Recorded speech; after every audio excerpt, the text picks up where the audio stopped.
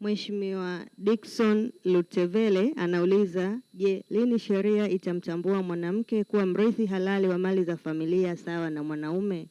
Swali hilo limeelekezwa Wizara ya Katiba na Sheria na linaenda kupatiwa majibu na Mheshimiwa Naibu Waziri Zainab Kachimba. Mheshimiwa Mwenyekiti, masuala ya mirathi Tanzania yanaongozwa na Katiba ya Jamhuri ya Muungano wa Tanzania ya mwaka 1977 ambayo inatambua usawa baina ya wanaume na wanawake. Sheria ya uthibitishaji wa wosia na mirathi sura ya 352, sheria za kidini, sheria za kimila na sheria ya urithi ya India ya mwaka 1865. Sheria zote hizo zimeainisha watu wanaotakiwa kurithi ni pamoja na wazazi wenza kwa maana ya mke au mume na watoto. Hivyo kwa mujibu wa sheria hizo, mwanamke anatambulika rasmi kuwa mrithi halali wa mali akiwa mama, mke au mtoto. Mheshimiwa Dickson Lutevele, swali la nyongeza. Mheshimiwa Mwenyekiti, nashukuru kwa kunipa nafasi ya kuuliza swali moja la nyongeza. Migogoro mingi ya mirathi nchini Tanzania inasababishwa sana na ndugu wa mume kudai mirathi huku wakidai kuwa mwanamke ni mrithi tu na sio mmiliki halali wa mali, jambo linalowapata wajane wengi sana hapa nchini. Sasa je, serikali ina mpango gani wa dharura wa kuleta mswada bungeni ili kuleta sheria itakayomtambua mwanamke kama mmiliki halali, hasa ukizingatia kwamba kwa sasa wanawake wanashiriki sana katika shughuli za uzalishaji badala ya kumwacha mwanamke kusubiri kama warithi wengine pindi mmewe anapofariki?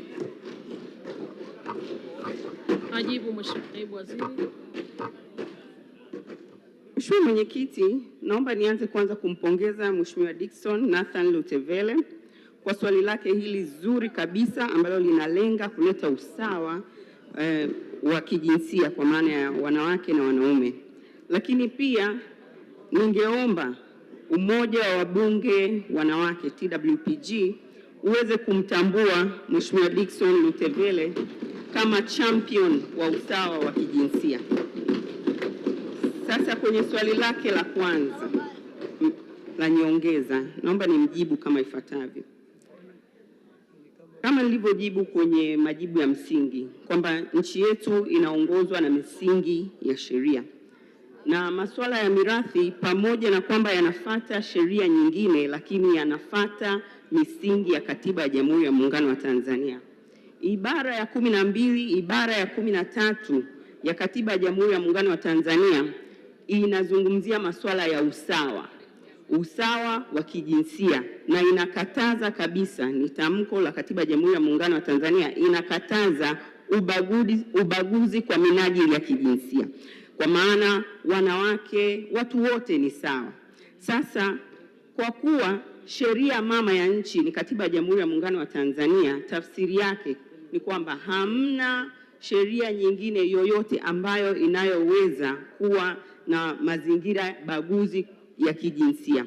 Kwa hiyo naomba nimtaarifu Mheshimiwa mbunge kwamba hata mahakama pale inapotafsiri sheria mbalimbali katika mashauri mbalimbali, na nitolee mfano kwenye kesi ya Ephraim dhidi ya Pastori, mahakama ilieleza kwenye masuala ya mirathi kwamba mwanamke hatobaguliwa na ana haki sawa ya kurithi kama mwanaume.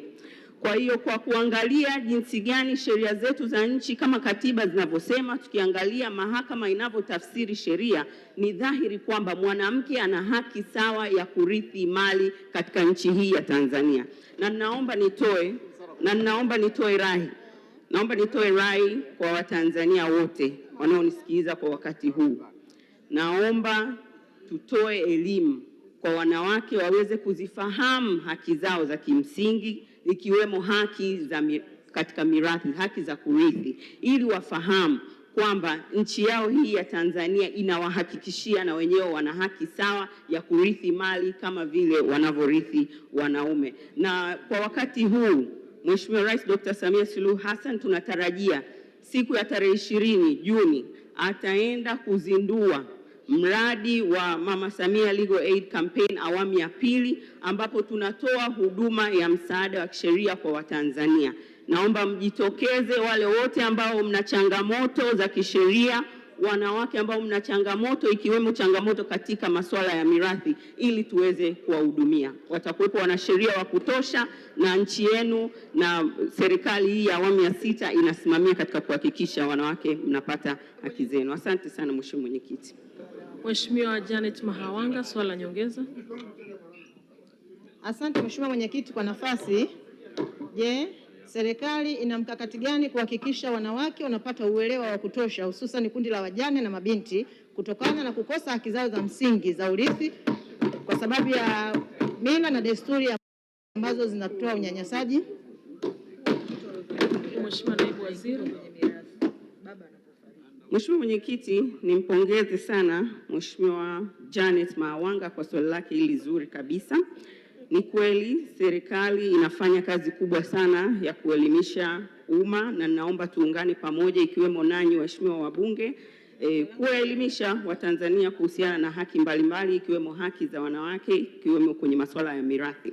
Lakini pia ukiacha na jitihada hizo, sheria ya jala, sheria ya mahakama na matumizi ya sheria, Judicature and Application of Laws Act, inatambua kwamba kuna sheria za kimila. Sheria za kimila zinatambulika na Watanzania wanaweza kuzitumia, lakini sheria hizi zinatumika zile ambazo tu hazikinzani na sheria nyingine zilizotungwa na Bunge, hazikinzani na Katiba ya Jamhuri ya Muungano wa Tanzania, na hazikinzani na haki za binadamu. Kwa hiyo naomba nitumie fursa hii kuendelea kumhakikishia Mheshimiwa mbunge Janet Mahawanga kwamba serikali itaendelea kuelimisha Watanzania ikiwemo wanawake na mabinti wafahamu haki zao za kimsingi, ili wafahamu Jamhuri ya Muungano wa Tanzania inasimamia katika usawa ambao umewekwa katika misingi ya Katiba ya Jamhuri ya Muungano wa Tanzania ibara ya 12, ibara ya 13. Asante Mheshimiwa Mwenyekiti. Mheshimiwa Stella Ikupa, swali la nyongeza. Asante Mheshimiwa Mwenyekiti. Kwa kuwa kumekuwa na changamoto kubwa ya watu kuondoka duniani ama kufariki bila kuacha wosia, na hii inapelekea changamoto kwa wanaobaki, nini mkakati wa serikali kutoa elimu kwa Watanzania kuhusu masuala ya wosia? Majibu Mheshimiwa Naibu Waziri.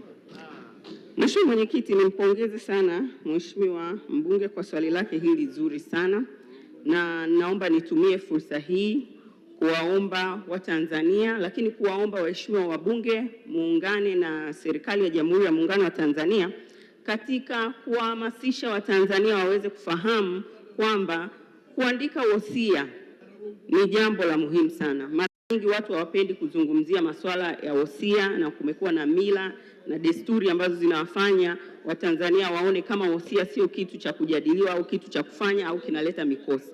Lakini ni utaratibu mzuri sana ambao unaweza ukafatwa, ambao unaweza ukasababisha kupunguza migogoro inayojitokeza pindi pale mtu anapokuwa ametangulia mbele ya haki bila kuwa ameacha wosia.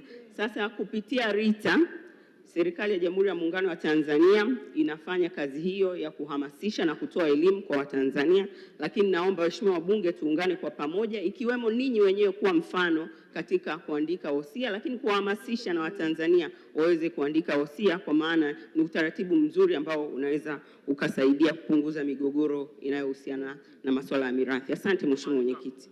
Mheshimiwa Zainab Katimba, Naibu Waziri wa Katiba na Sheria, tunakushukuru kwa majibu yako kwa maswali ya waheshimiwa wabunge.